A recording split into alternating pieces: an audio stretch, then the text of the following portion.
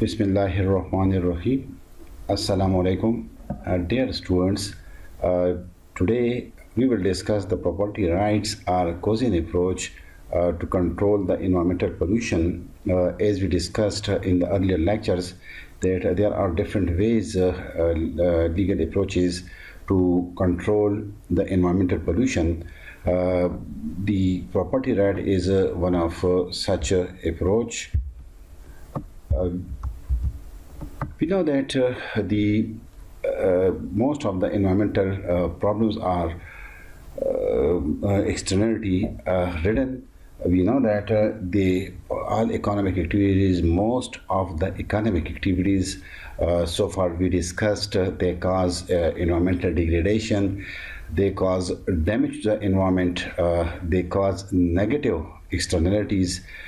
This means that and these externalities, negative externalities, are affecting the third parties because the absence of the property rights and efforts to internalize the environmental externalities require an effective scheme for assigning the property rights. These property rights can be assigned to one of the party, whether the polluter or the pollutee. Well-known economist Ronald Coase in 1960 proposed that the assignment of the property rights could be completely arbitrary, and this would have no effect on the final outcome of the environmental problem under consideration. In case of environmental pollution, the Coasean approach suggests that the optimal level of pollution can be achieved by an arbitrary assignment of property rights to either the polluter or the pollutee. This means that according to the Coasean approach, the optimum level of pollution, which is the desirable level of pollution, it can be achieved by avoiding the property rights to either the polluter or the pollutee. It doesn't matter that whether it is property rights are assigned to the pollutee or the polluter.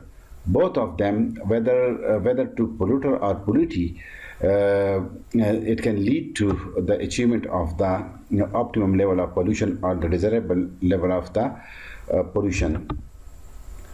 We can explain the Coasean approach with the help of the example we discussed in the liability laws. That is the example. That is the two-party model, in which the one party is the paper mill, while the other party is the fish hatchery, and the conflict between these two parties arises on the use of the river. Suppose that legal rights to the use of, we discussed the liability laws in the previous lecture, how they can lead to the control of the pollution. Today, in this lecture, we are discussing the property rights. So again, taking the example of the paper mill and the fish hatchery, we suppose that the legal rights, the property rights, they have been given to the fish hatchery. Now, the fish hatchery has the legal right to use this river. So if it wishes, it can completely refuse the paper mill to use the water of this river, and the paper mill will not be allowed to use the river for the discharge of the waste. Or it can offer a part of the river, or for some time the river, to the paper mill owner on payment of some monetary payment. So the total legal rights of using this particular river has been assigned. We suppose that the property rights of using this particular river has been awarded to the fish hatchery. Now we suppose that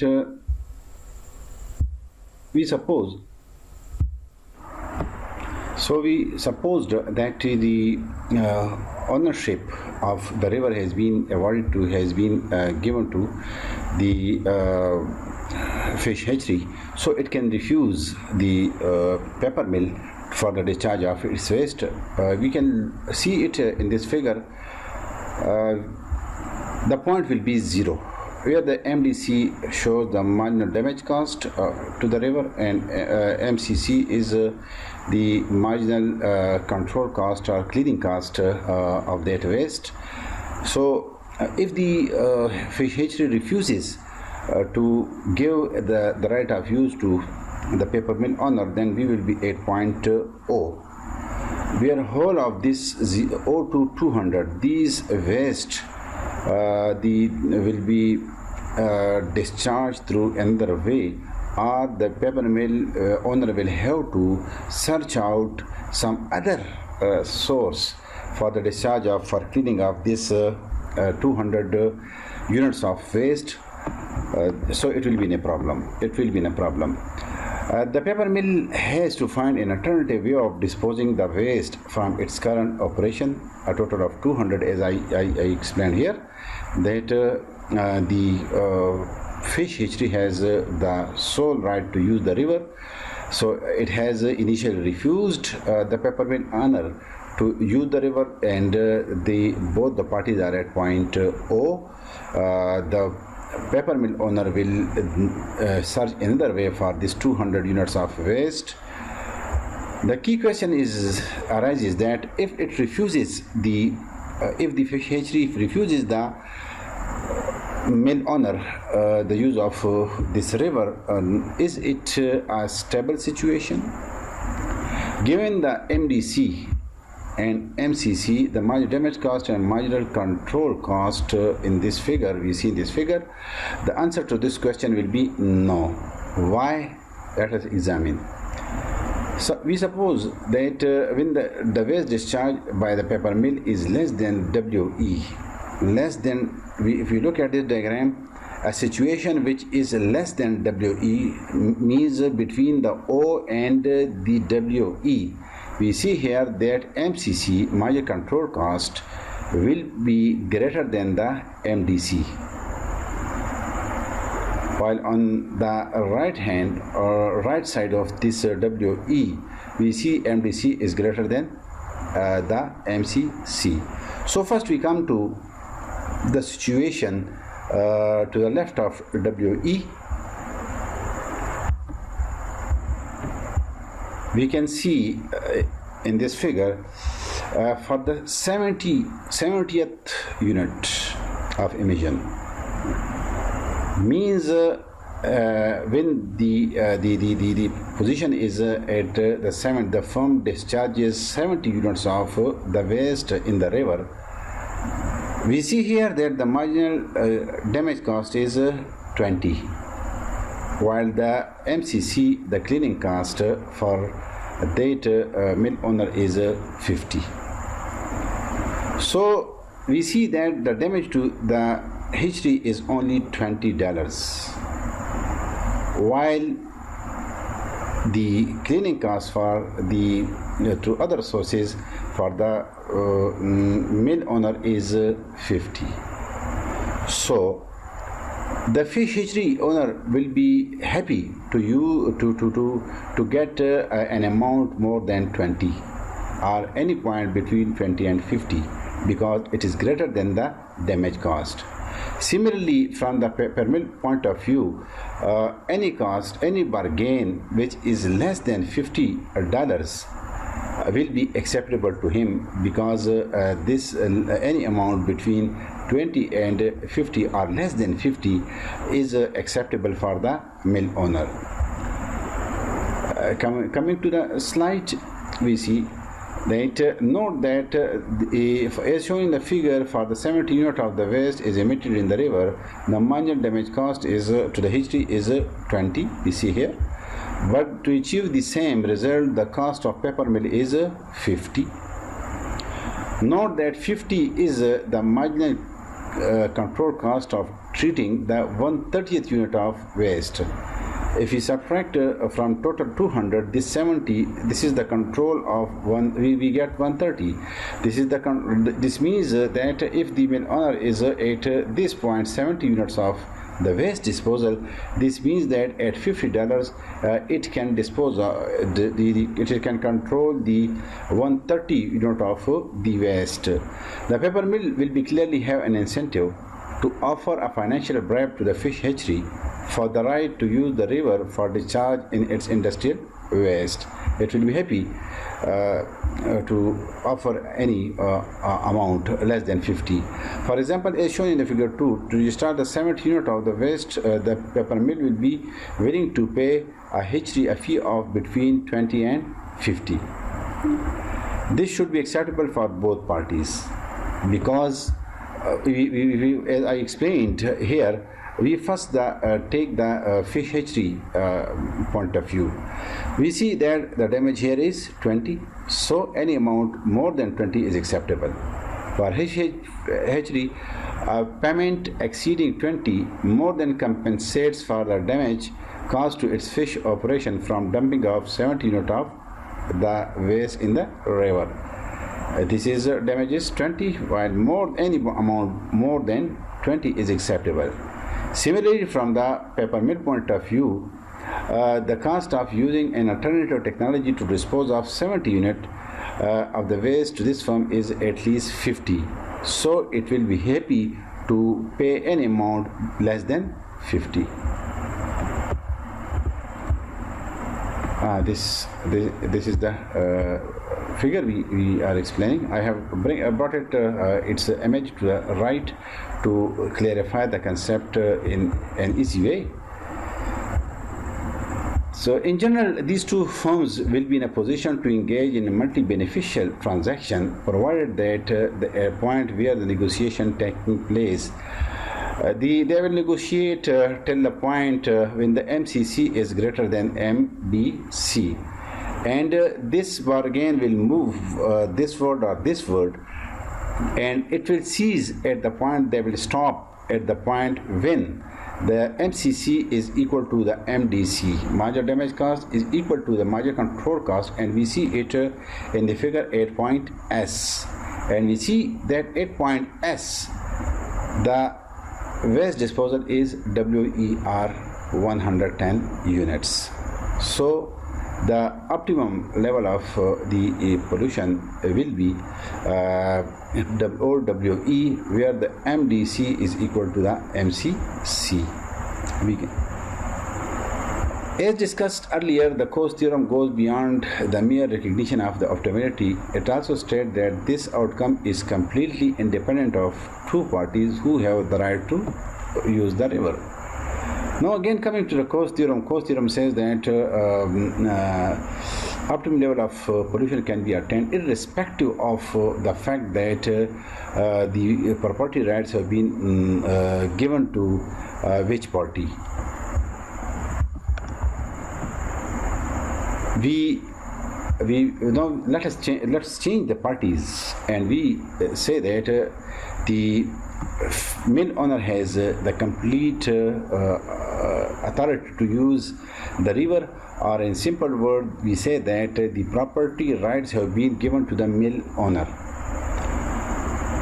Now it can it has the sole property sole right to use the river, so it can discharge of 200 of its waste in the river if it wishes.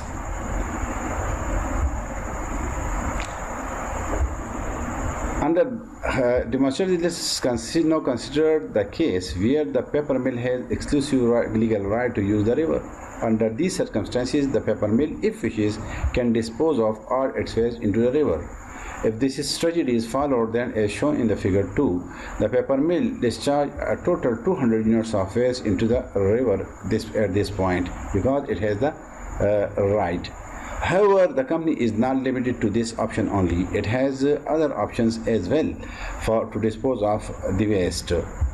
For each unit between 110 and 200, the waste discharge MDC is greater than MCC. Dear students, look at this diagram. For waste discharge between this 110 and 200. We see that the MDC, this curve lies above, we see the MDC is greater than the MCC till the point we reach the 200. We see if we take this, for example, 140 unit, the MDC is 45 and the MCC is 15 only.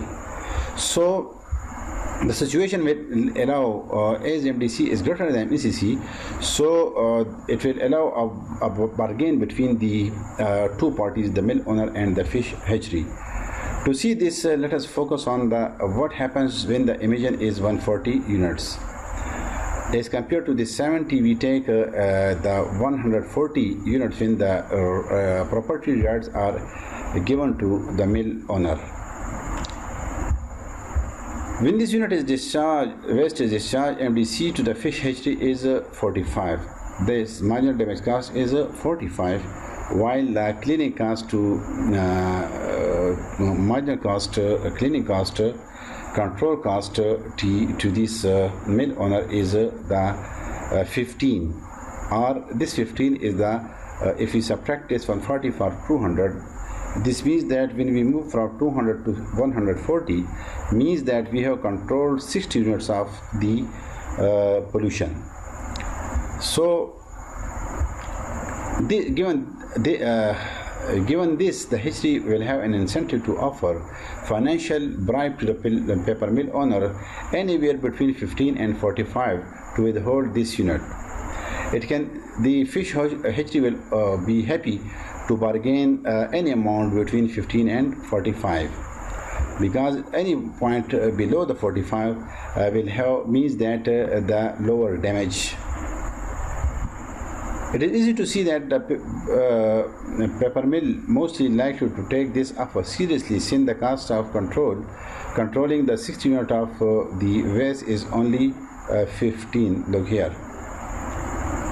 For discharge of 140 or the control of 60, because we move from 200 to 140, I have told you earlier too that we have controlled 60 units of the pollution.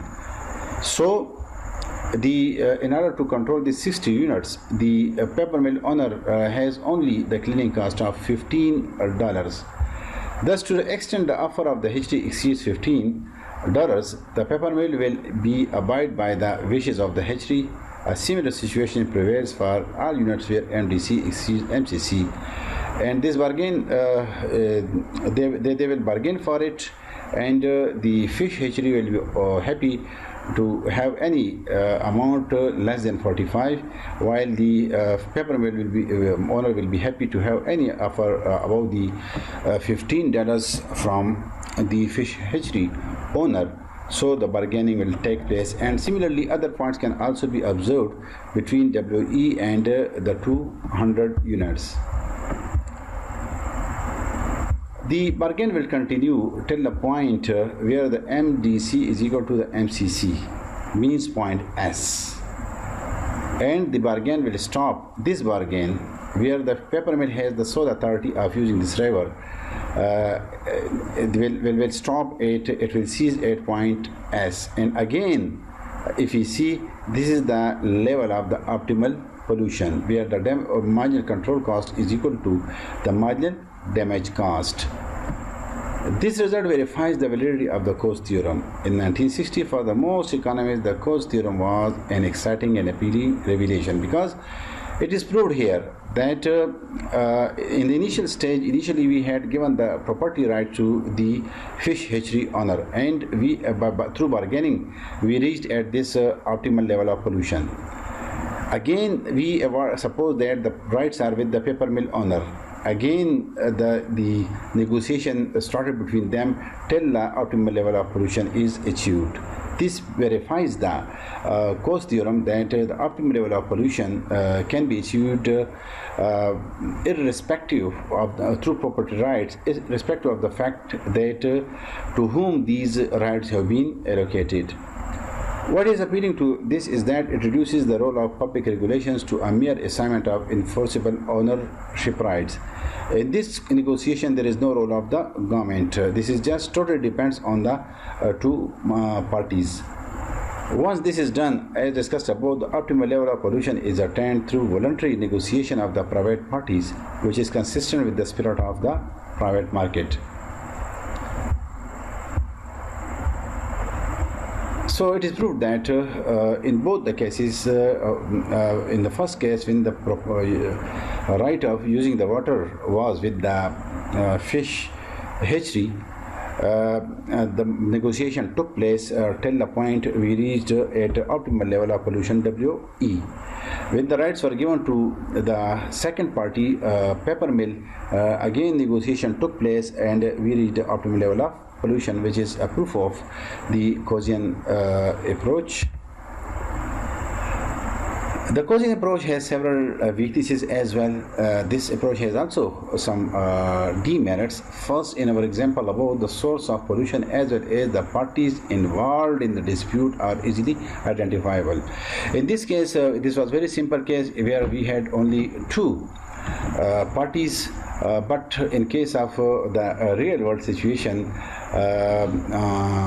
if we look at the ground realities, we may have many sources of the pollution, we may have many parties. So in such type of the case, we in several parties case, it is difficult to use this Coasean approach. In typical real world, the situation. Second, a property rights approach, especially its Coasean variation, seems to support the ethos that end justifies means. In this approach, the focus is similarly placed on attaining an optimal outcome. Whether the optimal outcome is attained by assigning property right to the polluters or assigning them to pollutees is considered entirely irrelevant. Clearly seeing this counter to what appears to be conventional wisdom, the polluters pays principle.